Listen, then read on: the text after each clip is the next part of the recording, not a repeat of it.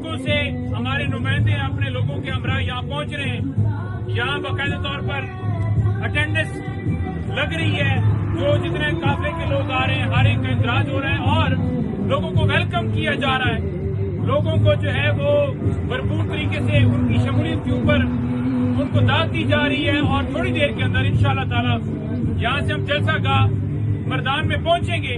और वहाँ जलसे का आगाज होगा और इंशाअल्लाह ताला आज आप देखेंगे कि पाकिस्तान भर से इमरान खान साहब के चाहने वाले, खान साहब से प्यार करने वाले इंशाअल्लाह ताला आज दिखाएंगे और सजेगा ग्राउंड इमरान खान के दीवानों का, इमरान खान के चाहने वालों का। आप देखेंगे कि इंशाअल्लाह ताला तारीख का बड़ा जलसा होगा। बड़े प्रोपेगेंडे किए गए इस जलसे को नाकाम करने के लिए। जलसे एहतजाज, स्ट्रीट मूवमेंट या कोई चीज भी वो होती है कि कोई भी आपकी तहरीक है उसको अलाइव रखने के लिए, उसको जिंदा रखने के लिए, जो फस्तायत जारी है उसको उजागर करने के लिए कि पाकिस्तान में जो जुल्म है, बर्बरियत है, वो अरूज पर है। और ये एक्टिविटीज करके